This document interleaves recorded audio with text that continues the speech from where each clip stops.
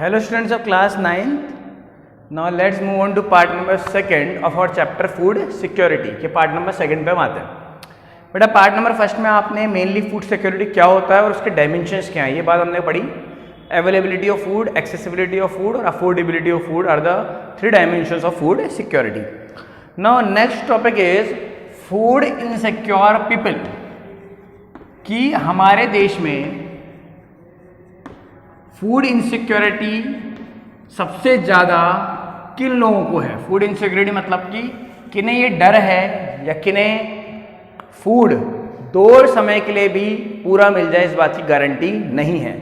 मिल जाए तो मिल जाए और ना मिले तो ना मिले, ये वाला केस है, मतलब कि रिस्क में है वो, है ना। तो हमने इंडिया को 2 पार्ट में बांटा, अर्बन और रूरल। अर्बन मतलब शहर और रूरल मतलब गांव, ठीक है। अर्बन रूरल 2 पार्ट्स में बांटा। तो ये आप खुद भी बता सकते हैं मुझे कि रूरल इंडिया में या अर्बन इंडिया में किन किन लोगों को फूड इनसिक्योरिटी है। तो नॉर्मल से बात है, रूरल इंडिया में तो लैंडलेस, एग्रीकल्चरल लेबरर्स, ये एक सबसे बड़ा पॉइंट है। ऐसे मजदूर जिनके पास खुद की खेती करने की ज़मीन नहीं है, दूसरे के खेत पे वो मजदूरी करते हैं। जब काम मिल जाता है, जिस दिन काम मिल जाता है उस दिन रोटी आ जाती है घर में, और जिस दिन काम नहीं मिलता ये प्रॉब्लम अकर होती है। क्योंकि खुद का लैंड तो है नहीं, खुद की ज़मीन तो है नहीं, तो पैसा रोज़ कमाते हैं, रोज़ जाता है। जिस दिन नहीं कमाया उस दिन फूड इनसिक्योरिटी आ जाएगी। अर्बन में बात करें तो डेली वेज वर्कर्स, रोज कमाने वाले जो वर्कर हैं। अर्बन में एक बहुत बड़ा हिस्सा इनका जो गांव से माइग्रेंट होके आते हैं। खासकर मैं ब्रैकेट में लिख देता हूँ कंस्ट्रक्शन वर्कर, मजदूरी कर रहे हैं, घर बना रहे हैं, कोई बिल्डिंग बन रही है, बिल्डिंग बनना बंद हो गई किसी वजह से, बारिश का मौसम आ गया, उस समय पे काम बंद हो जाता है। कोरोना आया जैसे अभी तो लॉकडाउन लगा, काम बंद हुआ। पिछले वाले में अभी तो गवर्नमेंट ने कंस्ट्रक्शन एक्टिविटीज़ बंद नहीं की थी, क्योंकि उन्होंने पहले वाले लॉकडाउन में क्या देखा कि जैसे कंस्ट्रक्शन एक्टिविटीज़ बंद हुई लॉकडाउन होते ही, लाखों की भीड़ में जो मजदूर थे वो पैदल घर निकल गए। क्यों? Food insecurity. उन्हें लगा कि अगर यहाँ रहेंगे शहर में तो 1 दिन 2 दिन कोई खिला देगा, मांग के खा लेंगे, तीसरे दिन क्या होगा, है ना। लंबे समय के लिए लॉकडाउन लग चुका था, तो उन्हें एक डर था मन में, फूड इनसिक्योरिटी थी कि खाना आएगा कहाँ से, ठीक है। तो ये आप लोगों को ध्यान रखना है। फिर वही बात है, दोनों जगह आप लिख सकते हैं बेगर्स, ठीक है, जो भीख मांग के अपना जीवन बिता रहे हैं, वो भी रूरल में भी हैं, अर्बन में भी हैं, गांव और शहर में। तो उन्हें भी फूड इनसिक्योरिटी है कि खाना मिलेगा नहीं मिलेगा। जिस दिन किसी से पैसा मिल गया थोड़ा तो खाना खा लिया, और जिस दिन नहीं मिला उस दिन ये प्रॉब्लम अकर होगी। फिर इसके अलावा कोई इल पेड ऑक्यूपेशन में है। इल पेड ऑक्यूपेशन मतलब जिन्हें काम तो कर रहे हैं लेकिन पैसा नहीं मिलता, रिक्शा चलाते हैं। अब जो रिक्शा चलाते हैं उनके साथ प्रॉब्लम ये है कि जिस दिन रिक्शे की सवारी मिल गई, 100-200 रुपये कमा ली, खाना आ जाएगा। जिस दिन सवारी नहीं मिली, पूरा दिन घूमते रहे मेहनत की धूप में, लेकिन सवारी नहीं मिली, उसमें पैसा नहीं आया, तो रात को खाना कहाँ से आएगा। तो एक यहाँ लिख देते हैं इसको हम, इल पेड ऑक्यूपेशंस। इल पेड मतलब ऐसी ऑक्यूपेशन, ऐसे काम जिनमें पैसा बहुत कम मिलता है, ठीक है, और वो भी गारंटी नहीं कि मिलेगा या नहीं मिलेगा। तो इल पेड ऑक्यूपेशन वर्कर भी दोनों तरफ हैं, है ना, गांव में भी हैं और शहर में भी हैं। रिक्शा चलाने वाले, जो छोटे मोटे काम करते हैं, मोची हैं, जूते सी रहे हैं घर के बाहर नहीं, मतलब चौराहे पे बैठ के, तो उनके साथ ये प्रॉब्लम है कि जिस दिन काम मिल गया, 100-200 रुपये कमा लिए, उस दिन भोजन आ जाएगा घर पे, और जिस दिन नहीं कमाया उस दिन ये प्रॉब्लम अकर होगी। क्लियर है बात। तो ये क्या है, फूड इनसिक्योर पीपल है। अब बात आती है कि फूड इनसिक्योर रीजंस कौन से होते हैं। तो लोग हैं जो फूड इनसिक्योरिटी से गुजरेंगे। मैं यहाँ पे चेंज करता हूँ और इसको रीजन कर देता हूँ। अब जगह, कौन से भारत में ऐसी जगहें हैं जहाँ पे फूड इनसिक्योरिटी है ज़्यादा। तो नॉर्मल सी बात है कि फूड इनसिक्योरिटी रीजंस कौन से होंगे।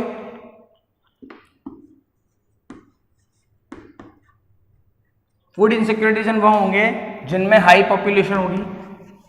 बड़ी ज़्यादा पॉपुलेशन एक बड़ा कारण होता है, क्योंकि सरकार हर एक तक पहुंच नहीं पाती अनाज मैं कमी तो नहीं कहूँगा, कमी तो कोई नहीं है सरकार के पास, लेकिन हर एक तक पहुँचना इतनी बड़ी पॉपुलेशन में मुश्किल हो जाता है। तो हाई पॉपुलेशन एक बड़ा कारण है, ठीक है, फूड इनसिक्योरिटी रीजन होने का। दूसरा, कोई ट्राइबल एरिया हो, क्योंकि ट्राइबल पॉपुलेशन के साथ प्रॉब्लम ये जंगलों में रह रहे हैं, कोई आधार कार्ड नहीं है, कोई राशन कार्ड नहीं है, तो गवर्नमेंट के पास रिकॉर्ड नहीं है, तो पहुंच नहीं पाते वहाँ तक। कोई रिमोट एरिया है, रिमोट एरिया मतलब कि ऐसा रीजन जहाँ पे सरकार की नज़र नहीं है, जहाँ पे आना जाना इतना आसान ना हो, वहाँ पे इनमें ये चीज़ें ज़्यादा होंगी। और आप कह सकते हो कि जिनमें लैक ऑफ इंफ्रास्ट्रक्चर हो, इंफ्रास्ट्रक्चर की कमी हो, नौकरियां नहीं हो लोगों के पास, तो वहाँ पे फूड इनसिक्योरिटी ज़्यादा होगी। चलिए, तो इनके इस हिसाब से high population, tribal areas, remote areas, lack of infrastructure. Infrastructure मतलब होता है बेसिक फैसिलिटीज़, जैसे कि स्कूल नहीं है, कॉलेज नहीं है, फैक्ट्रीज नहीं है, तो लोगों को काम नहीं मिलेगा, काम नहीं मिलेगा तो खाना कैसे खाएंगे। रिमोट एरियाज मतलब ऐसे एरिया जहाँ पे जाना मुश्किल है बहुत, है ना, अंदर दबे हुए हैं। सरकार के जो एक तरह से आप बोलिए कि सरकार का जो पैमाना है, जो सरकार कवर करती एरिया, उसमें वो एरिया आता ही नहीं है, तो भी फूड पहुंचाना काफ़ी मुश्किल हो जाता है, क्योंकि रजिस्टर्ड एरिया नहीं है, तो गवर्नमेंट भी कैसे फूड पहुंचाए वहाँ तक। तो इस हिसाब से जो सबसे ज़्यादा फूड इनसिक्योर रीजन है इंडिया के, तो वो इनमें आता है बिहार, उड़ीसा, छत्तीसगढ़,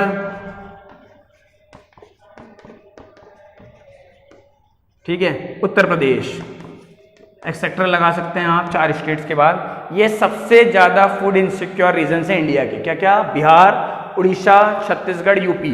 ये सारी प्रॉब्लम जो मैंने बताई आपको इनमें मिल जाएगी। फॉर एग्जांपल बिहार की बात करें, पॉपुलेशन ज़्यादा है, यूपी में भी यही प्रॉब्लम है। छत्तीसगढ़ की बात करें, ट्राइबल एरिया है ना, उड़ीसा के साथ भी ट्राइबल एरिया और रिमोट एरिया की प्रॉब्लम है। तो बात ये है कि अगर ये चीज़ें प्रॉब्लम्स होंगी, जो मैंने 4 प्रॉब्लम बोर्ड पे लिखी, एक सेकेंड होल्ड,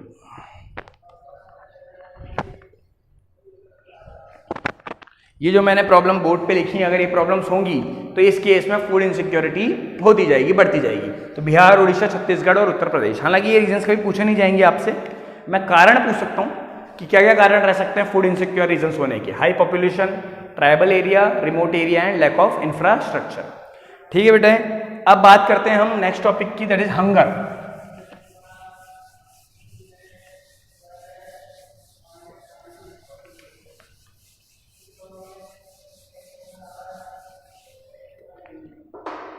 नेक्स्ट टॉपिक है HUNGER, हंगर। हंगर मतलब भूख, है ना। अब देखिए बात ये होती है, अगर हमको फूड सिक्योरिटी घर घर तक पहुंचानी है, खाना घर घर तक पहुंचाना है, तो पहले ये देखना पड़ेगा कि कितने लोग भारत में हंगर यानी कि भूख से परेशान रहते हैं, है ना। उन्हें एक तरह से ये लगता है कि अगर आज कमा लेंगे तो खा लेंगे, कल का क्या होगा। इस हिसाब से हंगर को 2 पार्ट्स में बांटा गया है। There are 2 parts of hunger, या there are 2 forms of hunger. First one is chronic hunger and second one is seasonal hunger. chronic hunger and seasonal hunger. chronic hunger and seasonal hunger में क्या होता है? chronic hunger मतलब कि पूरे साल भर, है ना, जो आप खा रहे हैं।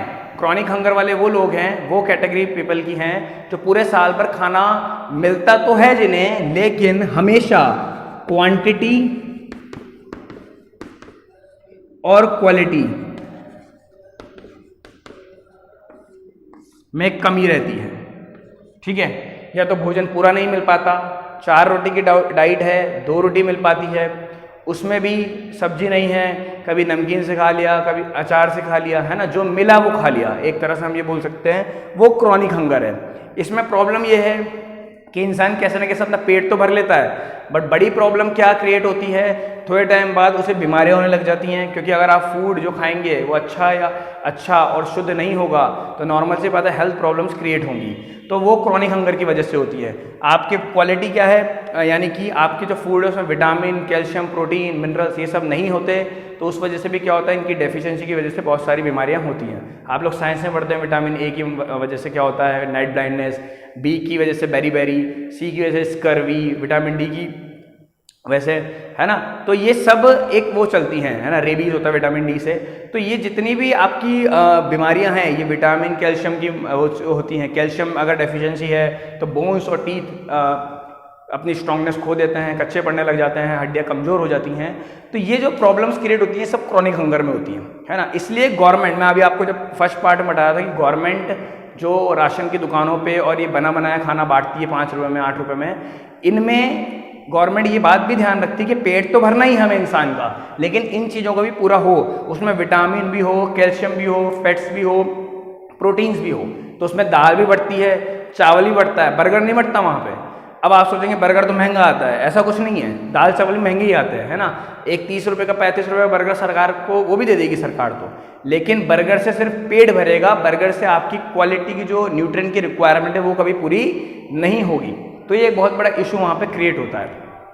तो इसलिए सरकार कभी वहाँ पे ऐसे आपके फास्ट फूड नहीं बांटती, दाल चावल रोटी, है ना। अब जैसे गवर्नमेंट बांटती है स्कूलों में बच्चों को खाना, उसमें दूध भी देती है। क्यों? क्योंकि बच्चों में देखा गया है, छोटे बच्चों में कि जब वो 12 साल तक की एज के होते हैं उन्हें कैल्शियम की ज़रूरत बहुत होती है, क्योंकि उस समय हड्डी मजबूत होने का, बोन्स की ग्रोथ और टीथ की ग्रोथ होने का समय होता है। तो कैल्शियम अच्छी मात्रा में उन्हें चाहिए होता है। तो सरकार ये ध्यान रखती है गवर्नमेंट की जो हम फूड दे रहे हैं वो क्वालिटी क्वांटिटी में पूरा अच्छे से फुलफिल कर रहा हो। नेक्स्ट है सीजनल हंगर, ये अलग प्रॉब्लम है। देखिए इसमें सीजनल, नाम से पता लग रहा है, सीजनल मतलब कि जिस दिन काम मिल गया उस दिन फूड आ जाएगा, वर्क होगा तो फूड भी होगा, वर्क नहीं होगा तो फूड नहीं होगा। ये प्रॉब्लम है सीजनल हंगर की। फॉर एग्जाम्पल अभी आप देखिए कोरोना में लॉकडाउन लगा लास्ट ईयर वाला, तो हमने क्या देखा या अभी भी लगा कि कंस्ट्रक्शन एक्टिविटीज़ बंद कर दी गई। कंस्ट्रक्शन एक्टिविटीज मतलब कि मकान बन रहे थे, बिल्डिंग बन रहे थे, उनको ब्रिज बन रहे थे, सरकार के जितने प्रोजेक्ट्स थे सरकार ने उन पर रोक लगा दी। जो प्राइवेट लोग भी बनवा रहे थे उन्होंने भी बंद कर दिया, क्योंकि पैसा नहीं है, घर से निकलना ही मना है, तो कैसे काम चलेंगे। ठीक है, अब ऐसे केस में बंद किया तो जो कैजुअल वर्कर्स थे, कैजुअल वर्कर्स मतलब कि जिनको रोज़ काम मिलता था, रोज़ 300-400 रुपये कमाते थे, सामान ले आते थे खाने का और रोटी बना के खा लेते थे, सो जाते थे, नेक्स्ट दिन फिर काम करते थे, फिर सेम प्रोसेस रिपीट होती थी। अब लॉकडाउन में प्रॉब्लम ये हुई, काम छूट गया, आने वाले 15 दिन तक लॉकडाउन है, कोई चांसेस नहीं काम मिलने के, तो यहाँ पे सीजनल हंगर क्रिएट हो गई। पहले तो खाना मिल रहा था, अच्छा मिल रहा था, सीजनल हंगर मतलब कि साल के कुछ सीजन में या कुछ मंथ्स में खाने की या फूड की इनसिक्योरिटी होना, this is called seasonal hunger.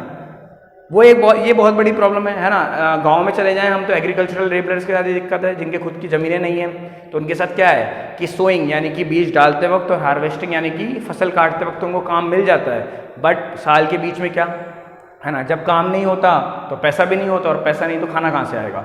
तो सीजनल हंगर मतलब कि काम मिल गया तो फूड मिल जाएगा, नो वर्क नो फूड, है ना। वाली बात है कि अगर वर्क ही नहीं मिला तो पैसा नहीं आएगा, तो फूड कहाँ से हम लाएंगे और उसे ग्रहण करेंगे। ठीक है, तो बात यह है कि सीजनल हंगर कि साल के कुछ मंथ्स में फूड मिलना, कुछ में ना मिलना। तो ये आपका क्रॉनिक हंगर, सीजनल हंगर ही पूरा हो गया, है ना। और हमने काफ़ी कुछ कवर करा है इस पार्ट में, food insecure reasons, food insecure people, और हंगर भूख के 2 टाइप्स हैं, क्रॉनिक और सीजनल। चलिए पार्ट नंबर 3 में आगे की बात करेंगे। Thank you.